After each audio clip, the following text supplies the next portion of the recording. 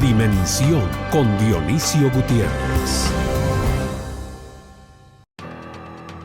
El régimen chavista en Venezuela está llegando a momentos críticos después de 17 años en el poder. La crisis económica que atraviesa el país ha profundizado el descontento de la ciudadanía, que ha salido a las calles para exigir la realización de un referendo revocatorio contra Nicolás Maduro. Se estima que la inflación cerrará en 720% el presente año. El tipo de cambio oficial se encuentra en 10 bolívares por $1, pero en la práctica se encuentra en 1.600 bolívares por $1. Se estima que el 17% de la fuerza laboral está desempleada y esta cifra podría llegar a 30% en los próximos años si no se corrige el rumbo. El déficit fiscal está en 25% del Producto Interno Bruto, el cuarto más alto dentro de 190 países evaluados por el Fondo Monetario Internacional.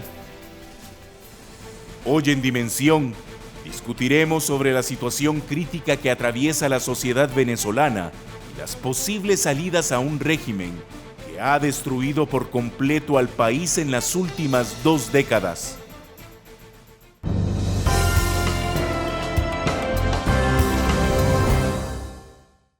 Iniciamos el programa Dimensión de esta noche. Vamos a discutir sobre el tema de Venezuela, la nueva crisis que está afrontando este país. Y para ello contamos con analistas de mucho prestigio.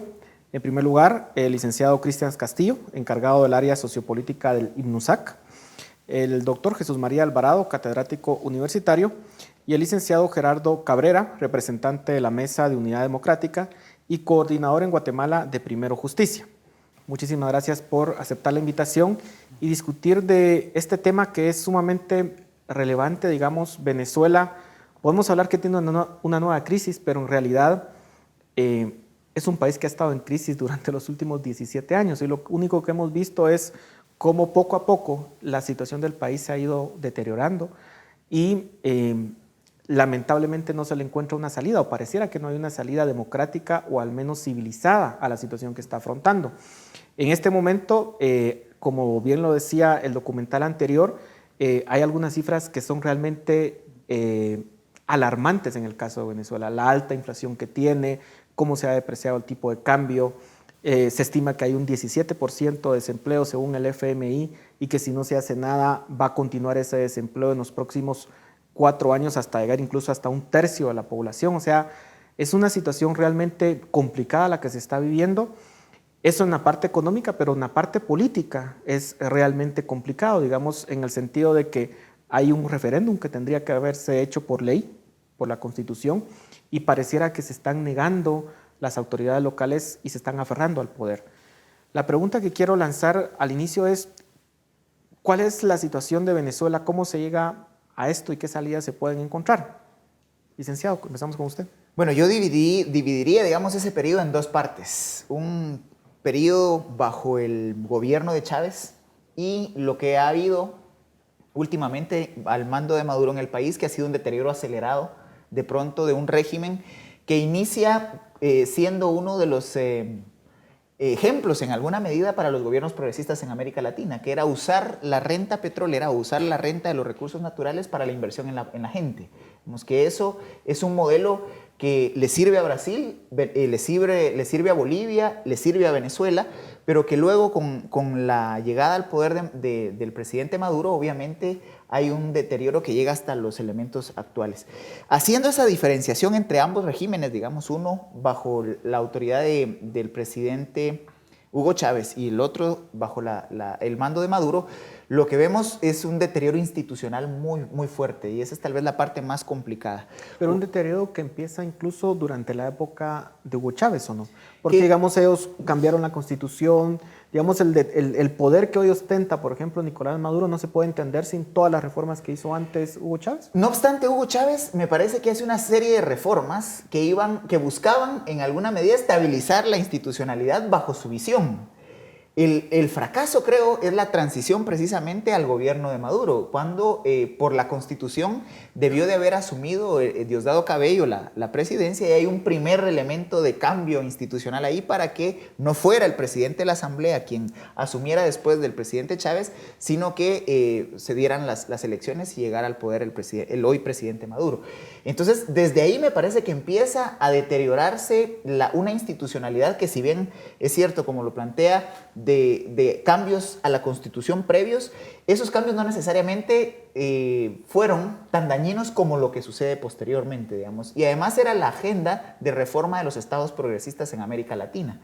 La mayoría de los gobiernos progresistas que se dan entre 1990 y el 2005 recurren precisamente a una reforma constitucional para poder en alguna medida hacer un cambio en la forma inclusive del gasto público, con orientación hacia el gasto social, y de ahí el legado de los programas sociales en América Latina.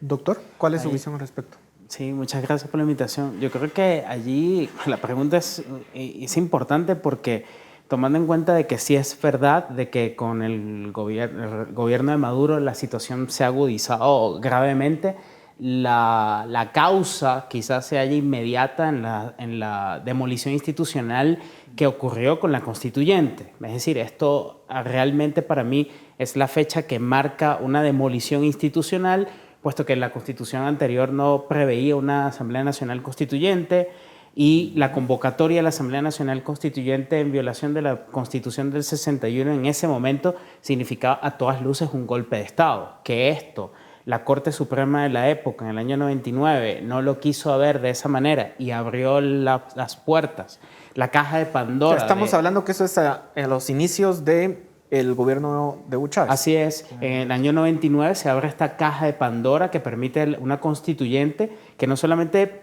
facilitó la escritura de una nueva constitución que es militarista, paternalista, centralista, intervencionista, y que además alteró en buena medida la organización de los poderes, creando unos nuevos poderes públicos bajo un presidencialismo bastante fuerte, sino que además la constituyente permitió una depuración de todos los controles institucionales que había en Venezuela, puesto que la Asamblea Nacional Constituyente en su momento, en el año 99, más que redactar la Constitución, lo que se encargó fue de depurar al Poder Judicial, sacar a las personas que legítimamente habían ganado las elecciones anteriores en el Congreso, disolviendo el Congreso.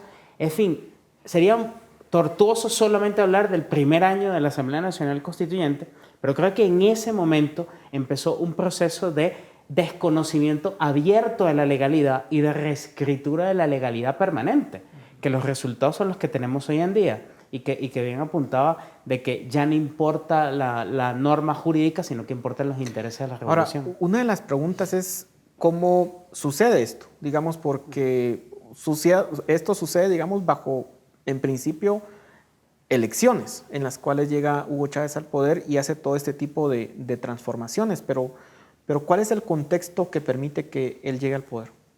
Sí, bueno, primero que nada, muchas gracias por la invitación, y definitivamente hay un punto clave, porque Chávez es una consecuencia, ¿verdad? Una consecuencia de lo que se llama la Cuarta República, que si bien era una república que estaba constituida en teoría bien en sus poderes, sus instituciones, pues llegó a grados de corrupción muy altos, de falta de renovación. La gente pedía figuras políticas nuevas, nuevas propuestas, y nada de eso le fue dado a la población en su momento. Y sale Hugo Chávez en ese momento a ofrecer un cambio, a ofrecer eso que estaba faltando, y apoyado por los grandes capitales, por los grandes medios de comunicación, por los grandes intelectuales, ¿verdad? Dicen, bueno, hagamos una prueba con lo que están proponiendo desde este punto de vista, y lo apoyan para que él pueda convertirse en esa nueva persona que no había estado en el estamento político anterior, con un nuevo proyecto. Pero, como decía el doctor anteriormente... Pero para entonces Hugo Chávez ya tenía la agenda definida. ¿O definitivamente, es una sorpresa una vez toma el poder? Definitivamente yo, que me he dado la tarea de ir estudiando esto desde sus inicios, yo soy de los que sostengo la teoría que todo esto, por supuesto, que viene preparado, no solamente desde Venezuela, sino que esto se empieza también a gestar en el Foro de Sao Paulo de cómo vamos a hacer las exguerrilleros y toda la izquierda para llegar al poder, porque en ese momento estaba muy en boga el neoliberalismo, todo el tema de lo mal llamada derecha, porque realmente yo creo que en Latinoamérica lo que ha gobernado a la derecha han sido dictaduras, pero no ha habido gobiernos realmente que uno pueda catalogar de esa tendencia, sino siempre ha habido una mezcla, ¿verdad? Sin embargo, pues ahí, volviendo al tema, Chávez logra llegar por elecciones por una necesidad que hay en el país de algo diferente. Cuando él jura sobre la Constitución, ya comete su primer acto de decir que jura sobre una Constitución moribunda. Tú todavía podías decir, bueno, pueden venir cambios de un sistema progresista, puede ser que vaya a haber beneficios, se da el beneficio de la duda y resulta que a lo largo del tiempo lo que vemos es que fue una gran estafa. Una gran estafa que estuvo mantenida y que tiene índices que parece que hubiese funcionado durante la vida de Hugo Chávez porque los precios del petróleo llegaron a estar en más de 100, ¿verdad? Entonces podía sostener una burocracia gigantesca, más de 40 ministerios, un aparato estatal que bota dinero por todos lados, ¿verdad? Que además compra voluntades en el exterior. Todo esto tiene que ver también con ese proceso de buscar romper una institucionalidad que existía, dividir a la sociedad en distintos segmentos para poder cada vez controlar más desde esta institucionalidad con visos de democracia, refrendándose cada cierto tiempo a través de elecciones, todo un proyecto que ha sido, tal vez en su intención, yo podría diferir, pero digamos que en su intención, en su teoría pudiera ser bueno, pero en la práctica hemos visto cómo está fracasando todos estos gobiernos progresistas en toda Latinoamérica, porque son una farsa, no son generadores de riqueza, son generadores de dependencia de un Estado. Y claro, ¿verdad? La pregunta ahí es también, ¿realmente estos regímenes, cabe preguntarse, son regímenes democráticos aun cuando realizan esas votaciones y son reelectos bajo las condiciones en las cuales se dan, digamos? Eso es algo que quisiera que discutiéramos en el segmento posterior porque ya se ha terminado este. Continuamos con Dimensión.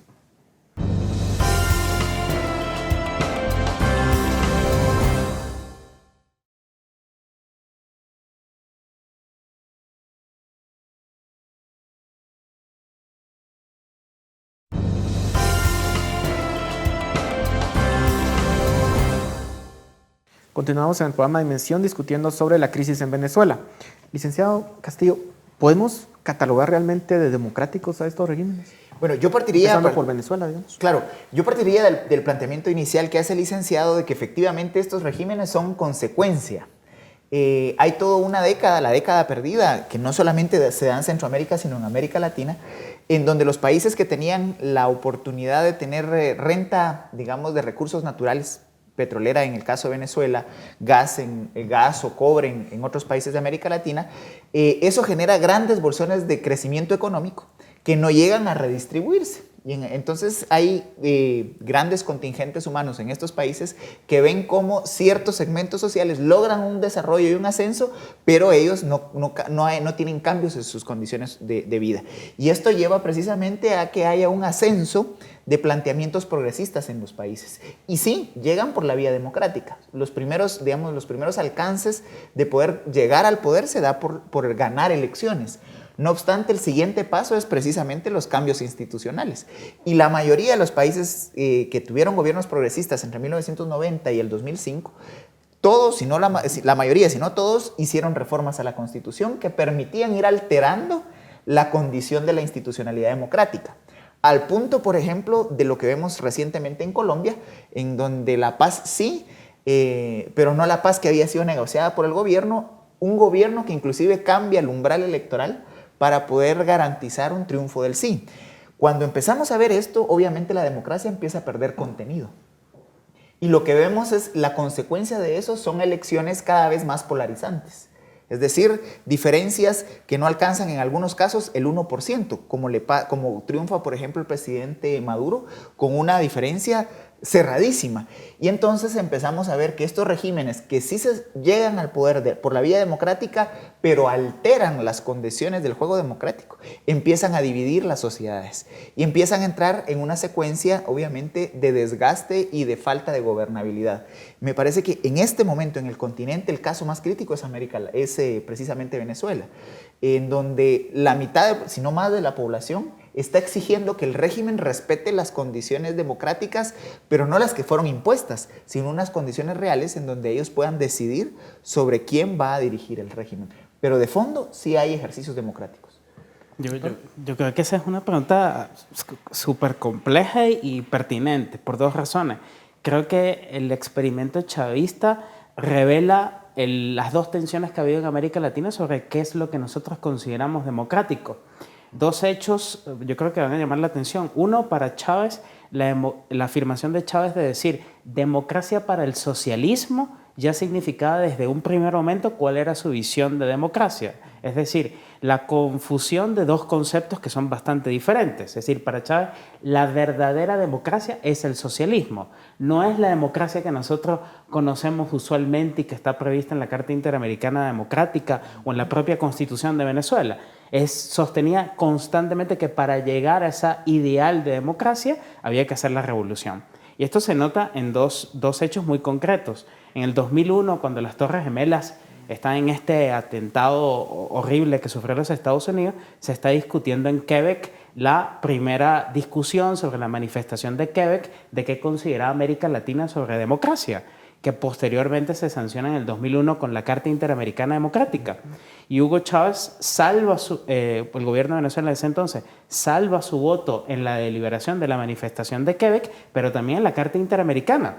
Y a pesar de que Venezuela es miembro de la Carta Interamericana Democrática Interamericana, vemos ahorita en las noticias cómo prácticamente ni la OEA ni el propio gobierno, la OEA porque no aplica la Carta Interamericana, pero el propio gobierno porque desconoce los contenidos de la propia Carta Democrática, nos tienen en las circunstancias que bien planteabas hace un rato. Es decir, que no estamos frente a un gobierno que respete los contenidos de una democracia liberal basada en los Estados de Derecho, de los derechos humanos, de la separación de poderes, de que la autoridad civil mande sobre la autoridad militar. Todos esos contenidos básicos que están en esa carta son los desconocidos.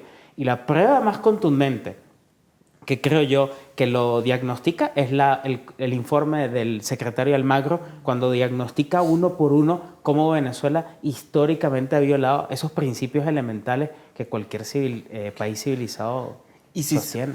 ¿Sí? De hecho, quería acotar aquí que incluso la Carta Interamericana Democrática está activada, ¿verdad? O sea, el secretario Almagro empezó todo ese proceso de activación porque definitivamente en Venezuela no hay democracia. Para empezar, en una democracia verdadera no hay presos políticos. En una democracia tú puedes decir lo que piensas aunque piensas diferente al gobierno, ¿verdad? En una democracia no te cierran medios de comunicación, en una democracia no te expropian empresas, en una democracia no ahorcas a la economía de tal manera que no consigues alimentos, no consigues medicinas. O sea, hay una cantidad de cosas, como decía, el concepto de democracia es muy complejo desde cómo lo ven los chavistas a cómo lo vemos en el resto del mundo, separación de poderes, Estado de Derecho, ¿verdad? Una cantidad de cosas. Lo único que tiene Venezuela de democracia es que vota, pero Cuba también vota. Cuba también ha votado durante... O sea, entonces la gente cree que porque hay elecciones en Venezuela hay democracia. No, en Venezuela no hay separación de poderes. En Venezuela los principales poderes dependen del Ejecutivo. O sea, es tan sencillo como la ley sirve si me conviene a mí. Eso no puede llamarse democracia. El mundo entero tiene demasiadas cosas de que ocuparse, ¿verdad? Como durante mucho tiempo, pues ahí había un problema en Venezuela, pero tenemos otras cosas de que ocuparnos. Ahora se han dado cuenta que el problema puede ser incluso interamericano porque hay mucho más éxodo. Hay problemas incluso de los venezolanos siendo deportados ahora de aeropuertos en Estados Unidos, en Centroamérica, en Guatemala están devolviendo venezolanos que vienen como turistas y los devuelven porque piensan tal vez se van a quedar. O sea, se está generando todo un problema incluso interamericano que ya la comunidad internacional, a raíz de la violación de los derechos humanos y ahora de la ruptura del hilo constitucional al negarle a Venezuela contarse a través del referéndum revocatorio, ya queda clarísimo que no hay democracia en Venezuela.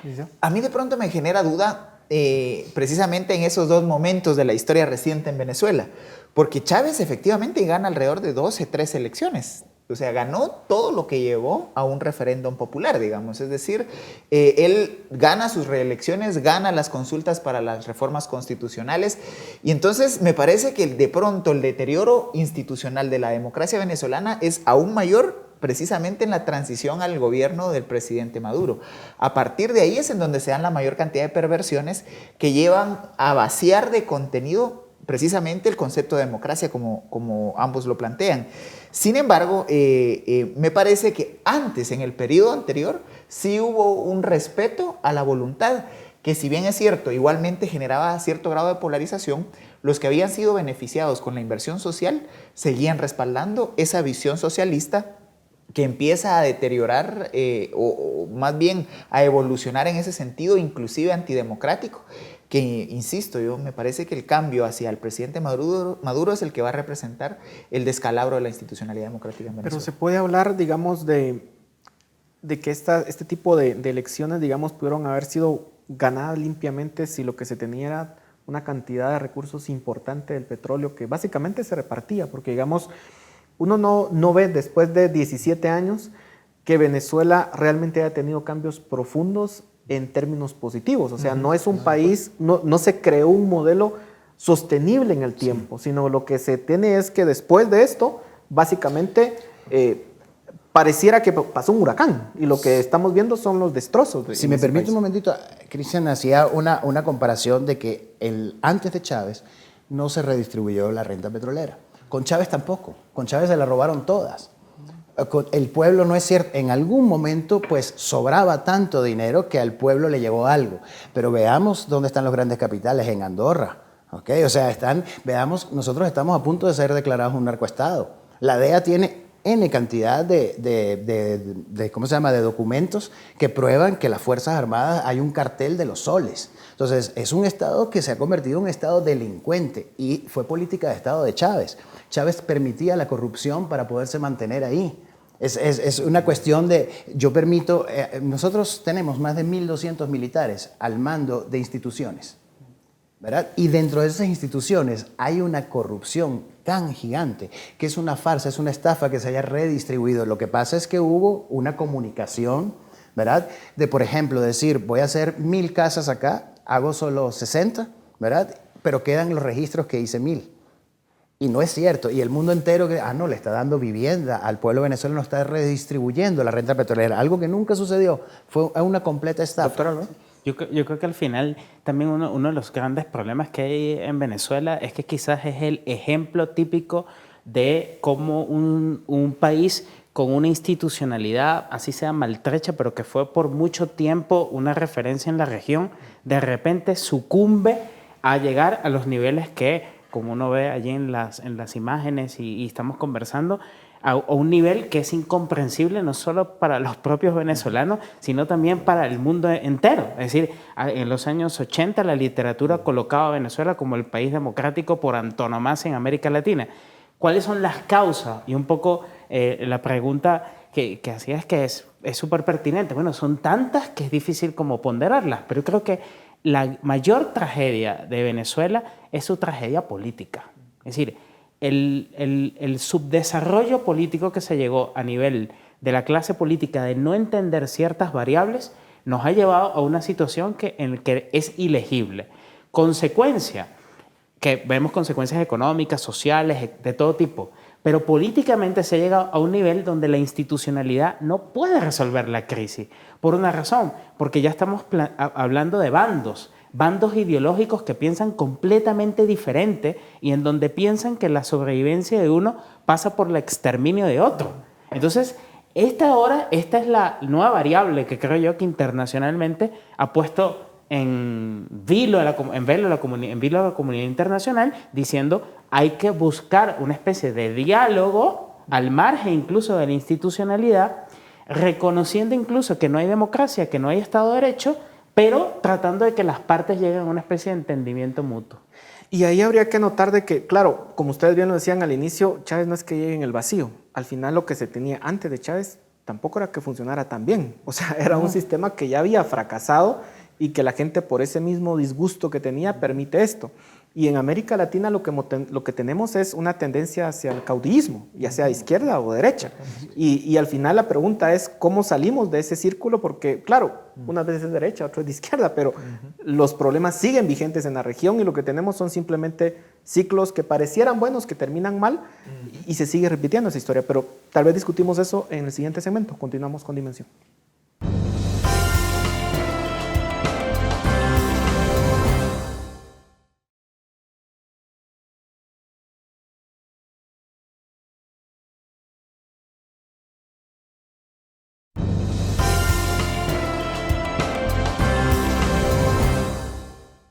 Entramos al tercer segmento del programa Dimensión discutiendo sobre la crisis en Venezuela. Planteaba en el segmento anterior esta cuestión de, digamos, el fracaso en los países latinoamericanos, ya sea de gobiernos de izquierda o de derecha, y ese caudillismo que existe. O sea, al final no hemos logrado construir en Venezuela realmente instituciones democráticas, sino que simplemente nos acogemos a cierto caudillo dependiendo de que si es de derecha o de izquierda, pero al final termina, digamos, en el mismo fracaso, digamos, salvo tal vez ciertas excepciones que tienen un modelo más desarrollado, tal vez como Uruguay, Chile y Costa Rica, que también tienen sus propias dinámicas y sus propios procesos y dificultades. ¿Quién se anima a responder? Me parece, yo retomando el planteamiento del doctor, me parece que uno de los fracasos de la clase política es precisamente una sociedad poco educada políticamente. Y eso no solo me refiero a algún país en particular, sino es nuestra condición de Latinoamérica. América Latina ha invertido poco en la formación política de sus sociedades. Y eso nos está llevando a las crisis de liderazgo que tenemos en este momento. El señor Carlos Alberto Montaner, precisamente en uno de los programas de Dimensión, planteaba que estamos ante el reinicio de un ciclo liberal en América, en donde dos hechos marcan ese reinicio: el triunfo del presidente Macri en Argentina y el triunfo del presidente Morales en Guatemala. Y a partir de eso vemos una decadencia en todos prácticamente los regímenes progresistas que se dieron en el momento previo, digamos de 1990 al 2005. El punto es que ahora estamos ante la crisis más aguda que la que hemos tenido, porque ahora no hay caudillos. Nos pasa en Guatemala y está pasando, me parece, en la mayoría de países que están en esta transición. ¿Cuáles son los liderazgos formados con una visión que puedan orientar el desarrollo del continente, el desarrollo de la región latinoamericana? Y el punto se ve de manera muy vívida en Venezuela, en ese cambio de Chávez a Maduro. Porque Chávez, mal que bien, independientemente de su visión, tenía una visión, tenía una orientación, veía el tema de la revolución y el planteamiento del socialismo del siglo XXI como una orientación estratégica e ideológicamente fundamentada, independientemente de que era algo muy particular.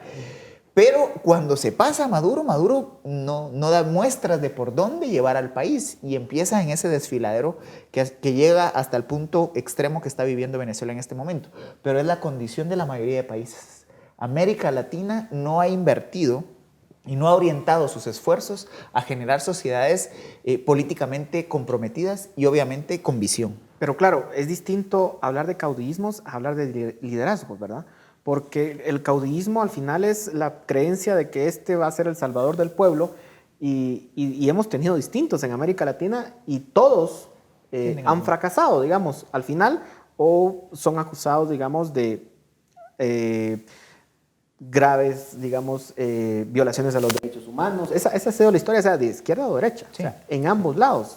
Y entonces la pregunta es, el hecho de que no existan, al final, hoy en día, ¿no debería ser una oportunidad más bien para fortalecer instituciones realmente democráticas y no seguir en ese círculo? Mira, yo quisiera hacer una intervención aquí de decir, para mí la clave está en la participación. Porque si bien hay que educar a la sociedad, políticamente hablando, la sociedad tiene que participar. Muchas de estas cosas ha pasado porque la sociedad se ha apartado un poco del mundo político, un poco por desprestigio, o sea, porque yo prefiero estudiar en una universidad y buscar trabajo en la empresa privada, por ejemplo, que en el Estado. El Estado ha estado muy desprestigiado, la función política ha estado muy desprestigiada, la profesión del político ha estado muy desprestigiada precisamente por caudillos corruptos y sistemas que han hecho que la población se fuera alejando. Pues resulta que hay gente que siempre va a estar ocupando esos espacios.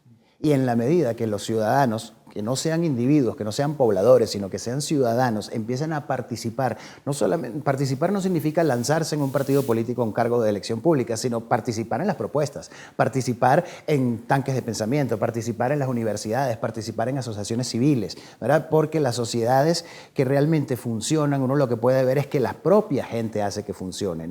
Es un sistema que se pone para que la gente lo haga funcionar, no para que lo haga funcionar el gobernante de turno. Entonces, la participación ciudadana para mí es, conjuntamente con la educación, es la clave para que la sociedad en Latinoamérica puedan empezar a encontrar liderazgos que de verdad propongan vías que lleven al desarrollo de nuestros países, que potencialmente tienen todo para hacerlo. Recursos naturales, territorio, ubicación geográfica, o sea, miles de bondades con las cuales podríamos desarrollarnos, y hay que hacer que ese liderazgo que llegue ahí sea de la gente que está empezando a participar. Por ejemplo, como decía yo he visto y he hablado en algunas conferencias sobre el paralelismo Guatemala-Venezuela. ¿Y cuál paralelismo hago yo de Guatemala a Venezuela? Bueno, Guatemala se encuentra en una situación muy parecida a la Venezuela pre-Chávez, donde la gente no cree en sus políticos, no cree en sus instituciones. Aquí cualquier cosa, vamos a la plaza. Y tiene razón la sociedad, porque se demostró con lo que sucedió el año pasado que estaba completamente, no solamente cooptado el Estado por la corrupción, sino por una cantidad de mafias, de judiciales, económicas, una cantidad de cosas. Eso precisamente, yo creo que Guatemala tiene toda la oportunidad. Ya dio el primer paso, que fue haber llegado a las elecciones y haber dado un giro diferente, ¿verdad? Y ahora está participando la sociedad. Yo creo que si Guatemala, gente como ustedes que están en los medios de comunicación, programas como este y todos los que les interesa el país, empiezan a hacer que la gente participe, vamos a ver cambios. Y para mí eso hay que hacerlo en toda Latinoamérica. Yo creo que la cuestión aquí, y estoy muy de acuerdo con muchas de las cosas que han dicho, la cuestión es que nos estamos acostumbrados a vivir en crisis. Las crisis es como nuestro estado natural. Y las crisis es algo positivo, porque son un momento en el que tenemos una incertidumbre de qué va a pasar. Pero allí es cuando es el momento político en donde hay que tener una propuesta. Venezuela, yo creo que sí hubo avances significativos en el periodo 58-98, un país que históricamente era un país con guerras de independencia, con guerras civiles, pero logran en algún momento encauzarse civilmente y logran 40 años de estabilidad democrática, con gobiernos civiles que se alternan, con diálogo civilizado entre los actores políticos, pero empezó, como bien decían, un descrédito de la política. Claro, había una variable en Venezuela también, que es el estado petrolero, que hace que había una sociedad completamente con la espuma de la riqueza petrolera y la indiferencia para con los asuntos públicos.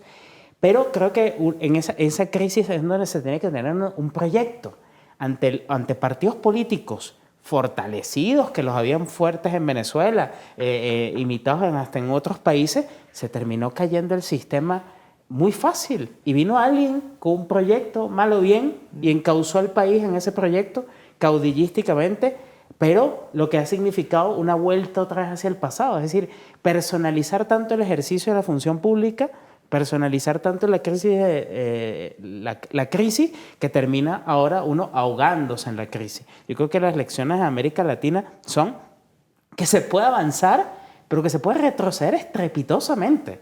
Lo de Venezuela es un ejemplo para mí, en mi opinión, de un avance muy significativo, pero un retroceso 10 veces peor que los avances que se consiguieron. Pero si uno ve en el caso de Argentina, la salida fue Macri. O sea, el sistema, digamos, ya se había agotado y se hizo la transición, más mal que bien, pacífica. En el caso de Venezuela uno no ve eso. O sea, uno ve que se siguen aferrando al poder, y en el caso de Ecuador y Bolivia, digamos, todavía sigue el intento de perpetuarse también en el poder, porque uno de los principios de la democracia al final es la alternabilidad en el poder. Y lo que hemos visto aquí es que han querido seguir en el poder casi de forma vitalicia, y se ha personalizado, y eso sí es un retroceso importante para la democracia. Entonces, ¿cuál es la salida para Venezuela en este caso, bajo este esquema en donde el medio tendría que ser celebrar unas elecciones y sin embargo se niegan sistemáticamente a hacerlo?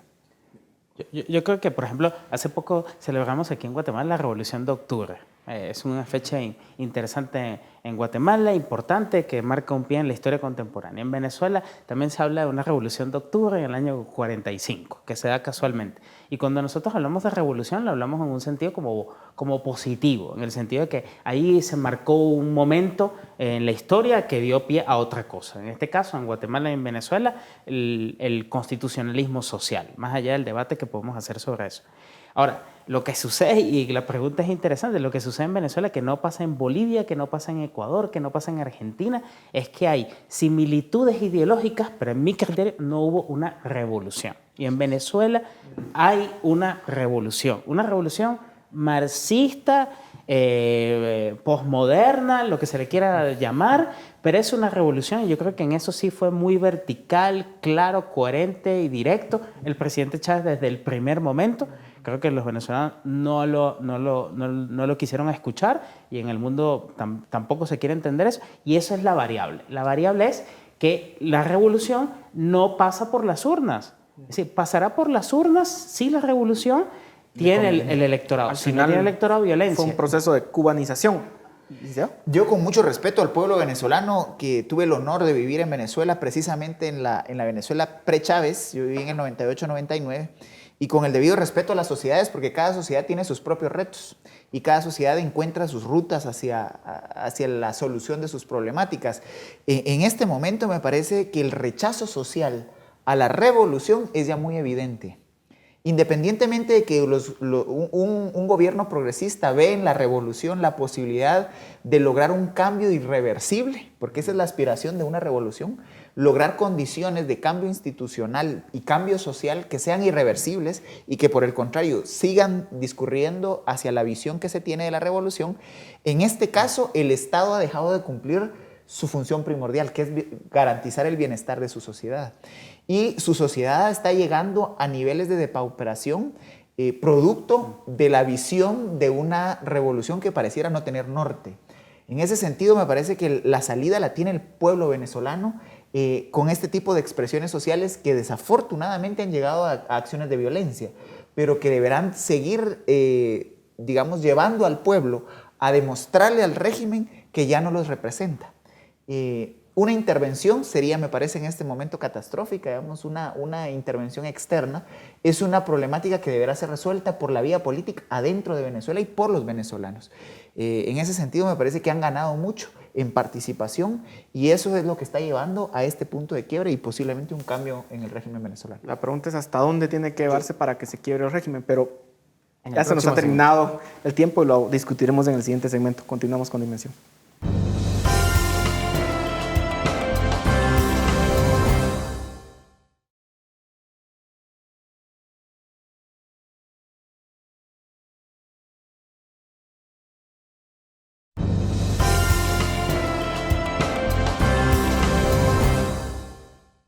Llegamos al último segmento del programa de esta noche discutiendo sobre la crisis de Venezuela. ¿Hasta qué punto tiene que llegar la manifestación del pueblo para que finalmente el régimen acepte que ha fracasado y que tiene que ceder el poder? Mira, estamos en un momento muy importante en Venezuela.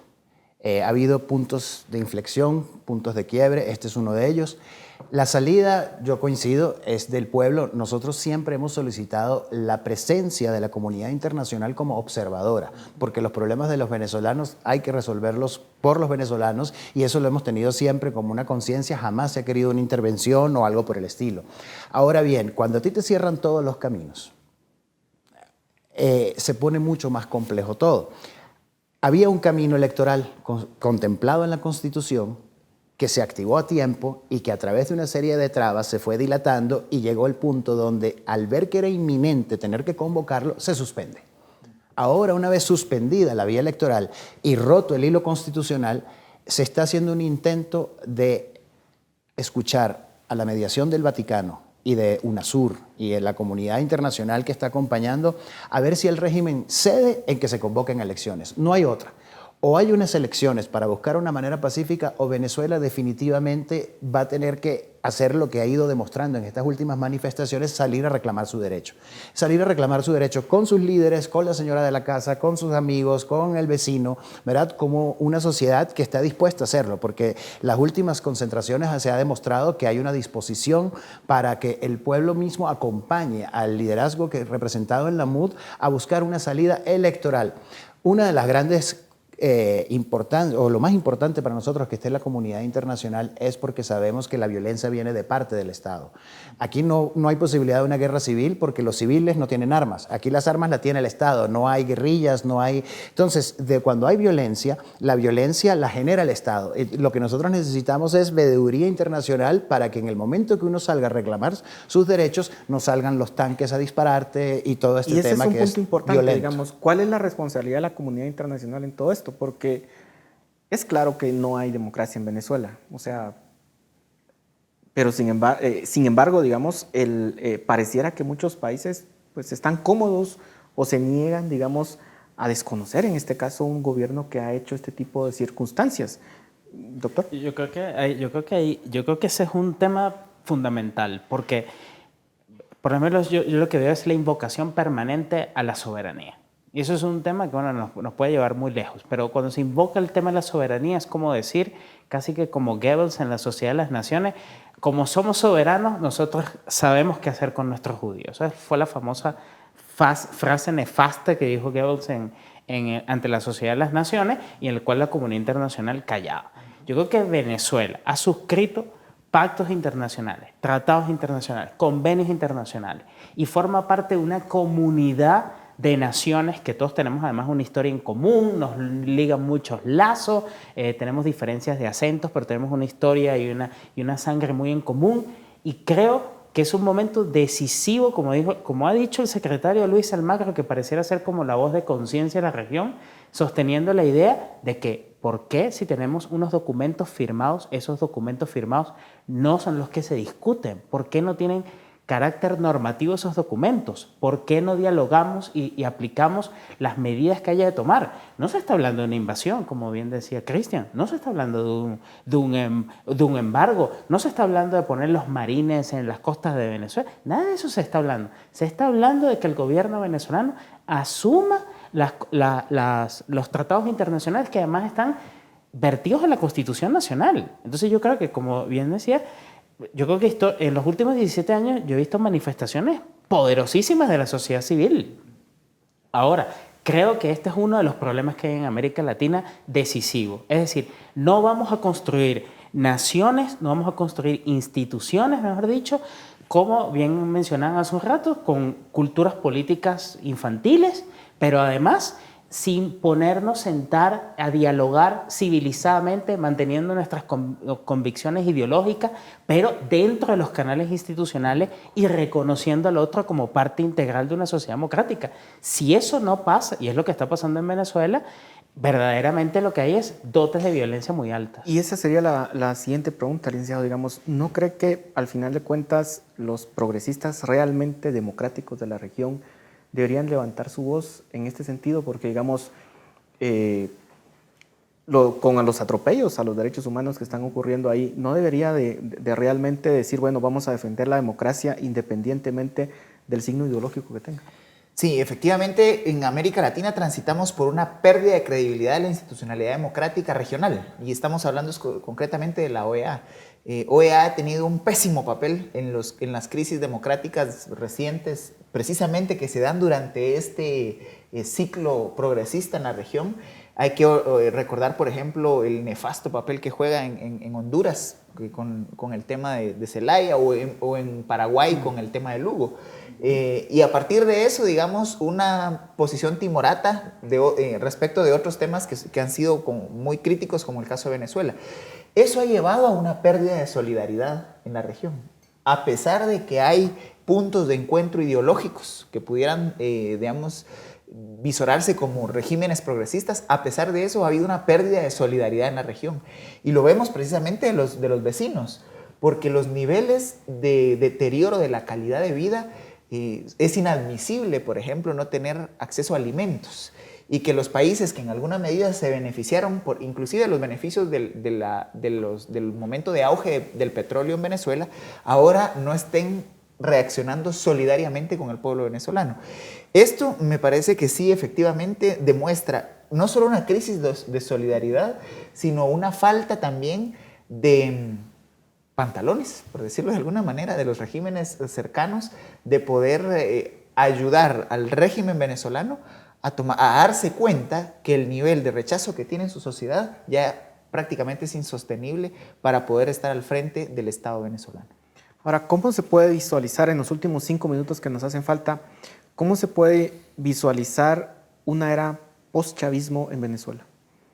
¿Cuál, digamos, es ese proceso de reconstrucción que tiene que haber después de esto? Yo creo que es una oportunidad que se va a abrir muy pronto, pensando muy positivo, de buscar, primero, sabemos que la oposición es un carnaval de ideologías y que nos pone como punto en común cambiar el destino de Venezuela y salir de este régimen. Luego de eso, cada quien tiene sus propuestas. Hay muchas cosas que se dicen que si la oposición no tiene propuestas. No, claro que se tienen propuestas, pero ¿para qué las vas a decir si ni siquiera puedes llegar a una elección, por ejemplo? Entonces, yo creo que la oportunidad que tiene Venezuela es sencillamente de estos 17 años ha servido para saber que no queremos más división, que no queremos más confrontación, y hay suficientes recursos en Venezuela para, tomando políticas correctas, haciendo ciertos ajustes, ir mejorando temas económicos para empezar a salir de la primera crisis, es que la gente tenga comida, para empezar a salir de la crisis de las medicinas, ¿verdad?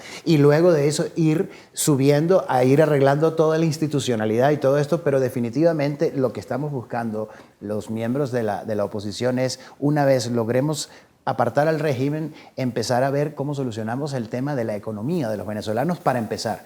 Y luego de eso creo que tenemos muchísimos recursos para hacerlo. Creo que hay mucho liderazgo con propuestas que están en el papel esperando a poder ser llevadas al público y poder ejecutarse. Yo creo que va a ser un proceso complicado porque hay mucha violencia, eso no están los canales institucionales respondiendo, la comunidad internacional muy de buena voluntad está tratando de entender primero la situación y actuar a la vez, entender y actuar, cosa complicada a veces. Ahora, la era post-Chávez va a ser complicado porque supuesto que esto es una revolución y va a dejar sus secuelas, y creo que los proyectos futuros van a tener que tomar ese porcentaje de población que está allí, que tiene un imaginario, una ideología, lo que fuese, importante en la sociedad. Eso no puedes eliminarlo en la noche de la mañana. Y tendría que ser un gobierno también que haga ajustes bien importantes. Por ejemplo, el tema de la inflación, por ejemplo. ¿Cómo retomar otra vez el valor de la moneda? Claro, entonces al final, y ese ejemplo económico pasa por un tema de ajustes macroeconómicos fuertes. Yo no soy economista, pero eso va a tener un gobierno que post-Chávez le va a tocar tomar decisiones muy fuertes.